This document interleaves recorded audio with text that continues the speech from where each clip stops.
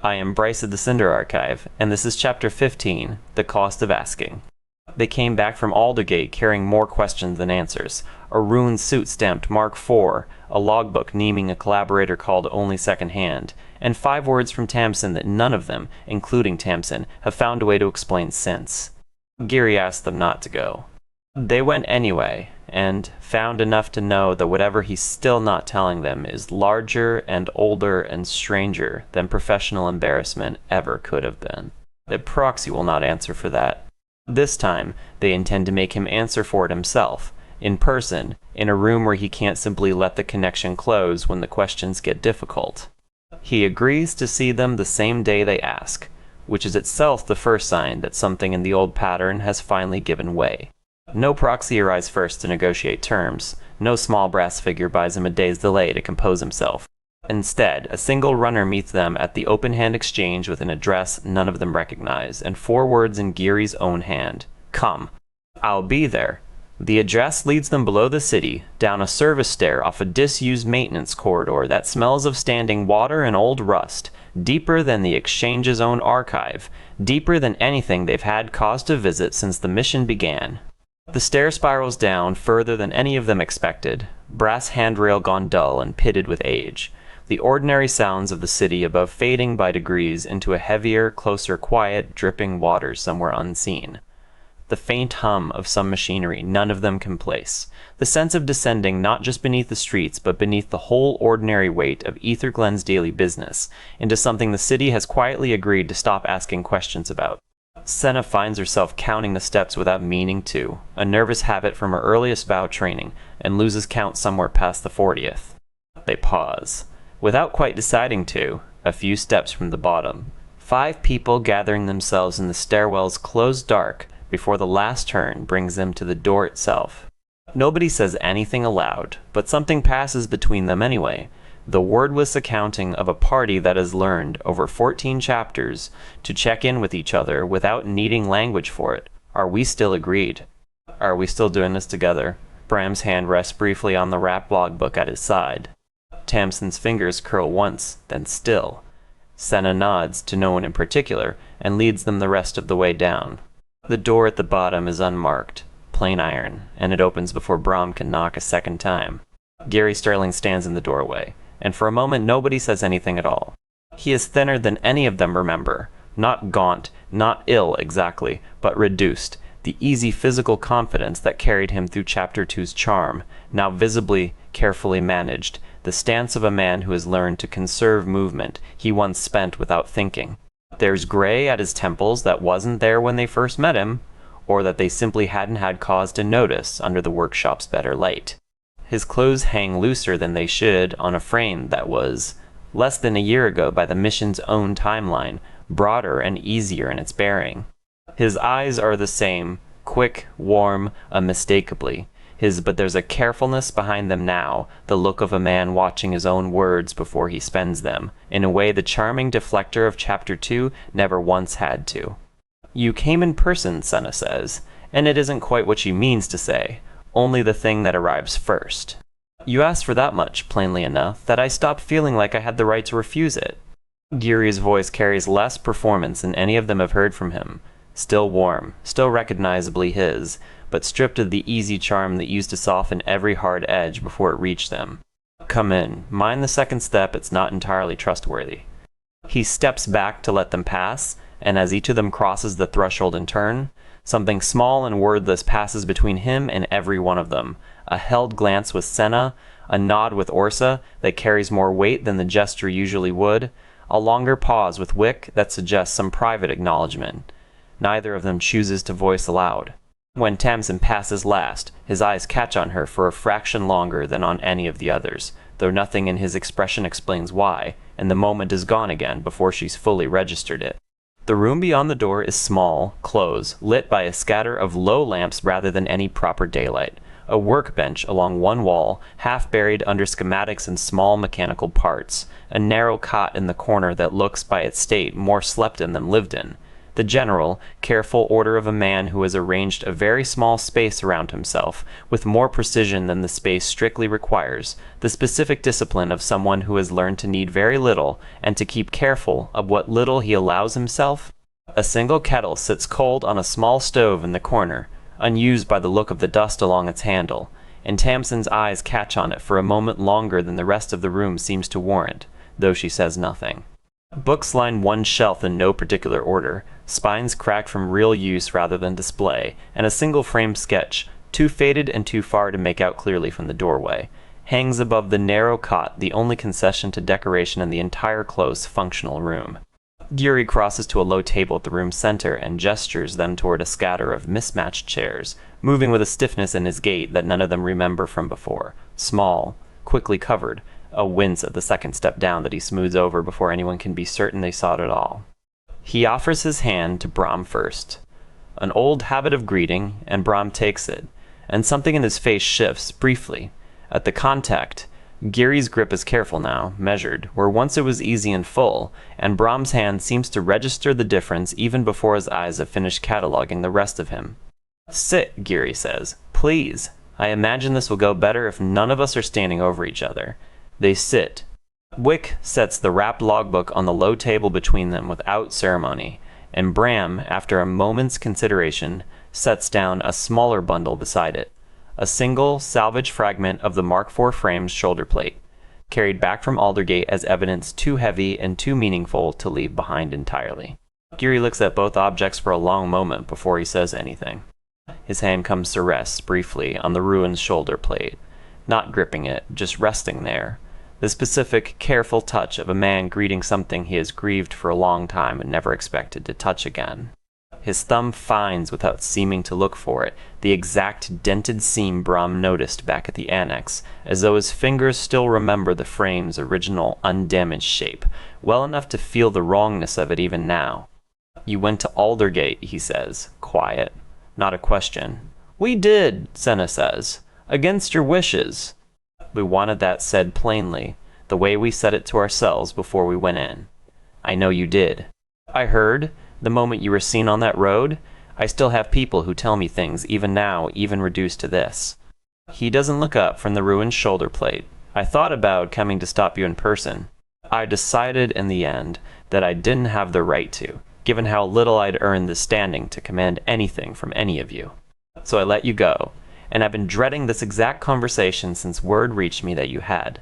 Tell us the truth," Bram says, not unkindly, but without softening it either. "The whole of it, or as much of it as you can actually bear to say. We've found enough on our own now that half-truths aren't doing either of us any favors." Geary is quiet for a long moment, his hand still resting on the ruined brass. When he finally speaks, his voice has lost whatever remained of its old performance entirely, replaced by something plainer and more costly. "There was a partner," he says. "A real one, not a rival, not competition, not anything the halls of gossip ever properly imagined.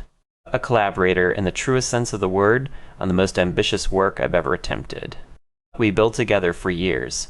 Some of the best years of my working life, if I'm honest, though I understand how strange that must sound, given what you found in that annex."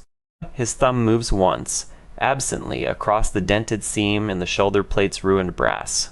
"The project was larger than anything the hall knew about, larger than anything I'd told even the people closest to me.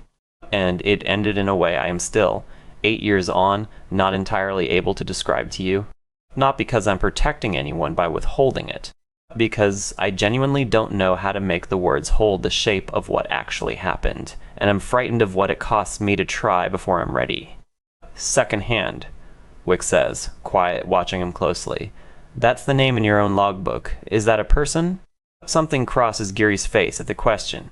Not quite pain, not quite evasion. Something more complicated than either.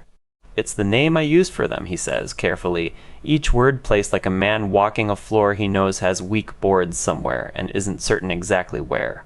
"I won't tell you it's simple.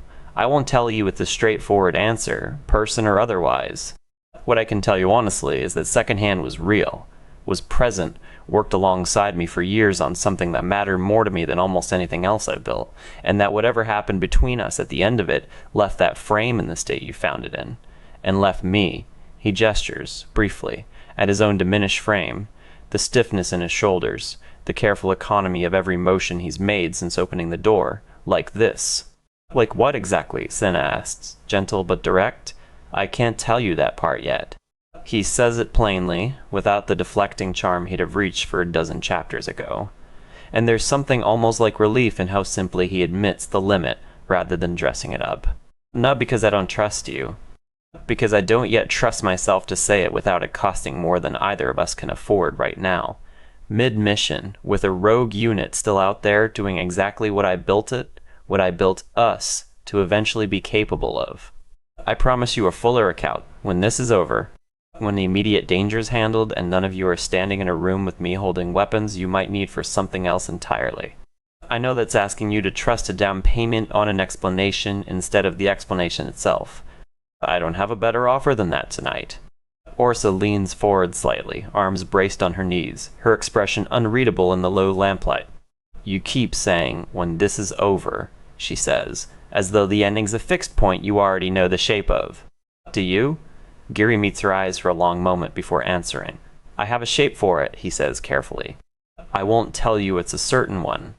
I've been wrong about how these things end before, more than once, in ways that cost more than I ever expected them to. But yes, I believe I know, roughly, what finishing this looks like. I'm not ready to describe that either, not fully. I understand how that sounds, stacked on top of everything else I'm not ready to say tonight. It sounds, Wick says, dry but not unkind, like a man who's used up his charm and hasn't quite worked out what to replace it with yet. Something that might almost be a real, tired laugh escapes Geary at that, brief surprised out of him despite himself. That's spare, he says. That's probably the most honest thing anyone said to me in this room in longer than I'd like to admit. How big was it? Thompson asks, quiet, the first thing she said since they sat down. The project. You keep calling it your most ambitious work.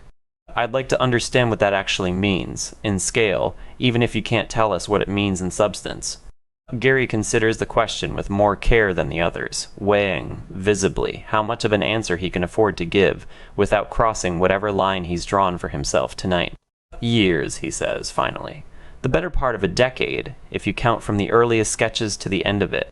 Resources, well beyond what a single artificer's ordinary hall allowance would cover. I financed a good portion of it privately, called in favors I'm still not sure I've finished repaying. Materials sourced from suppliers most Gearites wouldn't recognize, because what I needed didn't exist yet in any catalog I could simply order from.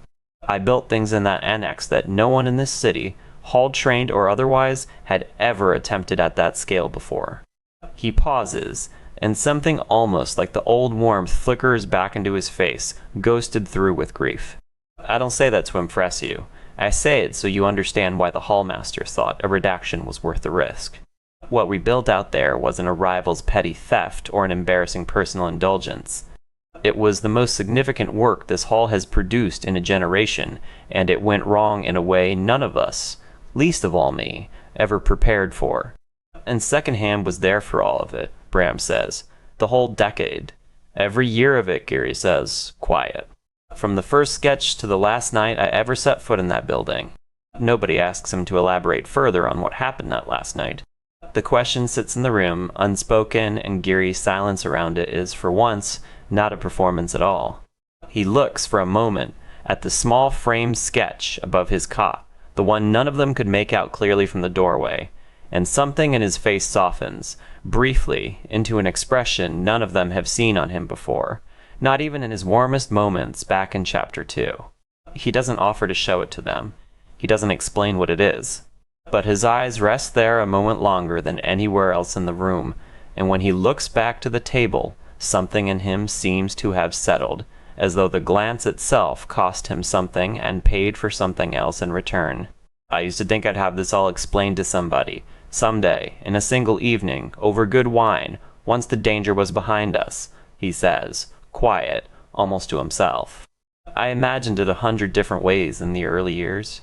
I never once imagined that somebody would be 5 strangers I hired off a job posting, sitting in a room this small, this far under the ground I used to build in the light. A faint, almost real smile touches his mouth. Funny how little control any of us actually have over how our own worst stories end up finally getting told. The silence that follows isn't hostile exactly, but it isn't easy either. Bram is the one who finally breaks it, leaning forward, forearms braced on his knees. "That's not enough," he says, plain. "You know that's not enough," said out loud in this room. "But I've sat with worse men giving better excuses, and I believe you when you say the not telling costs you something. I've decided that matters, for now. Not forever. For now." "I'd like to hear why each of you is willing to keep going," Geary says, quiet, looking around the small table at all 5 of them in turn. "Not because I think I deserve the answer, because I think I need to hear it if I'm going to ask you to carry this a while longer without the whole truth." He says it plainly, without any of the old performance, and there's something almost unbearably exposed in how he waits for their answers afterward. Hands folded on the table in front of him, eyes moving from face to face with the careful attention of a man genuinely uncertain what he's about to hear, rather than one confident he already knows how the room will land. The room settles into a different kind of quiet, not the charged, careful quiet of confession, but something more deliberate, 5 people each turning inward for a moment to find the truest version of an answer they've all, in some fashion, already half decided. Senna speaks first, her hands folded carefully in her lap, her voice steady in the particular way she reaches for when she means every word of something difficult. "I don't fully trust you," she says plainly without cruelty. "I want to be honest about that, since we're apparently being honest tonight. But I've watched you flinch at things you could easily have lied your way past, and I don't think a man capable of what we found at Aldergate, the grief in it, the care in that logbook, is a man acting purely out of self-interest. I have spent my whole life being taught to look for the good worth protecting in people who've done wrong, and I won't pretend that training doesn't shape how I'm reading you right now. I'm choosing to believe there's enough good left in this to be worth finishing. That's faith, not certainty. I know the difference. I'm choosing it anyway." "I don't have faith in you specifically," Bram says, when she's finished, his voice level, unhurried, the same plain cadence he used on Mara's doorstep. "I have faith in finishing what we started. A man died, no, not died, nearly died. Whatever nearly happened to that frame, and second-hand, whoever or whatever they were, is still out there, and every day we spend deciding whether to trust you is a day something dangerous gets to keep being dangerous unsupervised. I've walked away from causes before, Sterling, when walking away was the responsible thing to do. This isn't that. I'm not staying for you. I'm staying because stopping now serves nobody but my own comfort, and I've never much valued my own comfort over finishing a job that needs finishing." Wick leans back in his chair, arms crossed, something wry and tired in his expression, though there's real weight underneath the usual performance of it. "I'm too deep in this to walk away clean," he says. "That's the honest answer. Not a noble one. I've broken into a hall archive, bribed a retired archivist, walked into a living man's cottage, and heard a confession that could get a hall master in real trouble if it ever got loose. I'm already implicated in whatever this turns out to be, whether I like it or not. Might as well see it through and have some say in how it ends, rather than walk away and let it end without me, without ever knowing whether the ending was one I could have lived with better, having been part of. I don't trust institutions," Orsa says when the pause reaches her, her voice flat and unhurried, the same certainty she's carried since the archive. "Not the hall, not the exchange, and no, Sterling, not you particularly either. But I've seen what's out there. A man-suit choosing violence over conversation, a workshop still hurting years after whatever happened in it, ground so soaked in old grief that even the birds won't nest near it. Whatever's loose in the world, because of what you built, it doesn't care about my trust issues. It just keeps existing, and getting more dangerous the longer it goes unchecked. I'm not doing this for you. I'm doing it because something needs stopping, and I'd rather be one of the people doing the stopping than one of the people waiting to see what it does next." Tamsin is quiet longer than the rest, her hands twisted together in her lap, and when she finally speaks her voice is smaller than usual, but steady. "I don't fully understand why this feels like mine to finish," she says. "I've felt something in every piece of this since the very first thruster housing, and I still don't have words for what it is.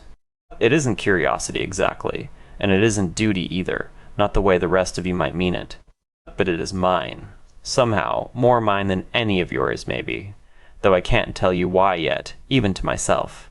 Her eyes flick briefly toward the ruined shoulder plate still resting under Geary's hand, then away again. I'm not staying out of trust in you, Geary. I'm staying because whatever this connects to, it's connected to me too, and I'd rather understand it walking forward than spend the rest of my life wondering what I walked away from. Geary listens to all 5 answers without interrupting, and something in his face, by the time Tamsin finishes, has gone very still. His eyes lingering on her a beat longer than the others, something unreadable moving behind them. Gone again before anyone can be certain they saw it at all. Thank you, he says finally, quiet to all of them. I know none of that was given easily or given for my sake. I'll try to be worth even the smallest part of it. He shifts in his chair as he says it, and the stiffness that shadowed every movement since he opened the door catches him again, sharper this time.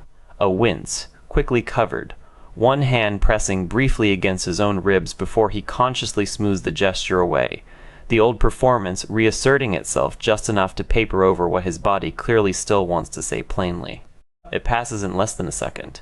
Anyone not already watching for it might have missed it entirely. Are you all right? Senna asks, careful. I will be. He says it the way a man says something he's said many times before, worn smooth from repetition rather than made true by it. It's an old injury. Doesn't like the damp down here, or long hours sitting still, or very much of anything if I'm honest. It's nothing that concerns tonight's conversation. Nobody presses him further, though more than one of them files the deflection away without comment, Brahm in particular, watching the careful way Geary resettles himself, the specific economy of a body that has learned, the hard way, exactly which movements cost more than others. It is, Brahm thinks, watching him, not unlike the way certain old soldiers move, men who've taken a wound deep enough that it never quite finishes healing, who learn instead to build an entire private vocabulary of small, careful compensations around it, until the compensating itself becomes invisible to everyone except another person who's had to learn the same vocabulary firsthand. Tamsin, across the table, finds Geary's eyes on her again, briefly, and there's something in the look that isn't quite recognition, and isn't quite curiosity either. Something closer to a man searching a stranger's face for a resemblance he's not yet willing to name aloud. Gone again, before she can decide whether she imagined it. She doesn't mention it. Some old instinct, sharpened over the last several chapters of small, unexplained moments, tells her that naming it aloud tonight would only close a door that might, someday, open further on its own. They leave a little after that, Geary walking them as far as the unmarked iron door, his handshake at parting careful and measured in the same way it was on arrival, though there's real warmth in it too. The particular warmth of a man grateful for patience he knows he hasn't fully earned. He lingers in the doorway a moment as they start up the long spiral stair, watching them go with an expression none of them turn back to see, and the iron door closes behind them with a heavy, final sound that echoes for a moment in the closed stairwell air. The stair back up feels longer than it did coming down, each of them quiet with their own version of what just happened, boots echoing against brass and stone in a rhythm that feels, for once, less like 5 separate people climbing and more like one slow, shared breath being let out by degrees. The night air, when they finally reach street level, comes as a small physical relief after the lab's close. Dim quiet, cool and ordinary, and faintly threaded with the city's usual brass and ash smell. A relief none of them comment on directly, but all of them seem to feel at once, shoulders loosening, breath coming easier, the specific gratitude of bodies, remembering they're allowed to stand in open air again. Hull-sensitive material, Wick says finally, breaking the silence with something almost like a rueful laugh, glancing back once at the unmarked door behind them, now indistinguishable from the maintenance corridor's other anonymous iron fixtures. That's what the exchange clerks would call everything we're carrying in our heads right now if any of them knew half of it. A redacted patent, a Hullmaster's private order, a dead project with a name on it that might not even belong to a person. We've gone from mercenaries and thruster housings to material the Crown itself would probably like a say in, and we did it in 5 chapters. We didn't go looking for any of it to feel important, Senna says quiet. We went looking because we couldn't in good conscience keep walking forward without it. I know. Wick's mouth twists, something rueful and real in it.